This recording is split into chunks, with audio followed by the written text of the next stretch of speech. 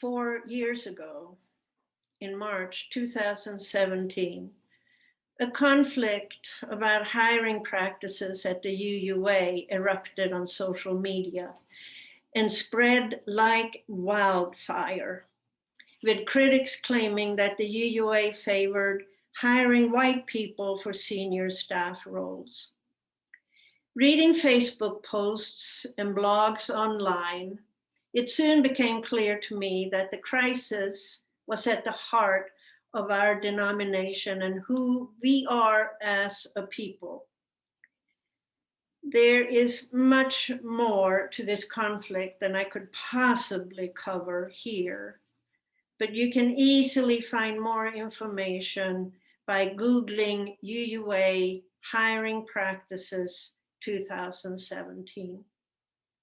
To make a long story short, as the conflict unraveled, detailed information came to light, like the fact that only 8 of 56 people with supervisory responsibilities at the UUA were people of color, or just over 14%. I nearly lost my faith. Have we learned absolutely nothing? I wondered. 2 weeks after the hiring conflict erupted, the then president of the UUA, Peter Morales, resigned. His term was due to expire at the end of June. With no precedent at the table, it fell on the Board of Trustees to appoint an acting president for the remainder of the term.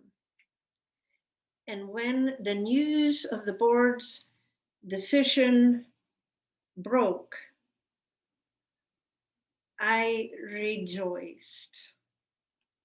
The trustees of the UUA appointed 3 Black people to lead the association as co-presidents until the election at the 2017 General Assembly. The Reverend Bill Sinkford, the Reverend Sophia Betancourt, and Dr. Leon Spencer. That announcement and that act restored my faith. And it got me to think deeply about racial conflicts that have shaken the Unitarian Universalist Association. First, my thoughts centered on the TJ Ball and what happened there in 1993. And that is what I spoke about 2 Sundays ago. As that crisis erupted after the letter of protest about celebrating Thomas Jefferson with a birthday ball, my minister was quite alarmed and very shaken. He was remembering an event that took place in the late 1960s, the empowerment controversy, which threatened to split the Unitarian Universalist Association apart. There is much more to this conflict than I could possibly cover here, but you can easily find more information about it by Googling UUA empowerment controversy. To make a long story short, the Unitarian Universalist Association came into being in 1961 when the Universalist Church of America and the American Unitarian Association merged. And that happened in the midst of tremendous social upheaval in the US, including the civil rights movement and the Black Power movement. Unitarians and Universalists had, of course, already supported the civil rights movement. And now, as Unitarian Universalists, members and clergy of our congregations joined African American UU activists in the cause for civil rights and racial justice.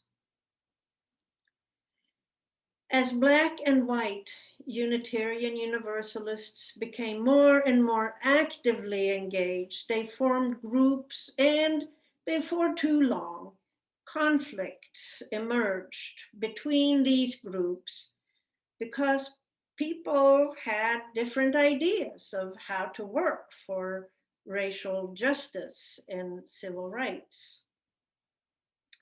In the fall of 1967, one of these groups demanded that the UUA establish a Black Affairs Council, a group for Black self-determination, with individuals appointed by the Black Unitarian Universalist Caucus and funded for 4 years at $250,000 each year. In February 1968, the National Conference of Black UUs established the Black Affairs Council with 6 Black and 3 white members. A few months later, and in response to the formation of pro-empowerment groups, a group of Black and white UUs formed a pro-integration group, which became known as Black and White Action. It, too, was promised denominational funding, but in a much smaller amount. The Black Affairs Council and the Black and White Action groups did not see eye to eye. There was a great deal of tension and animosity between them and between the many different groups and people that supported one or the other. At the 1968 General Assembly in Cleveland, delegates voted to support the formation of and funding for the Black Affairs Council. Black and White Action got neither funding nor affiliate status.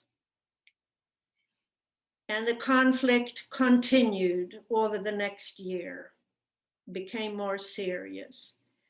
It all came crashing down at the 1969 General Assembly in Boston. All in all, about 400 people staged a walkout.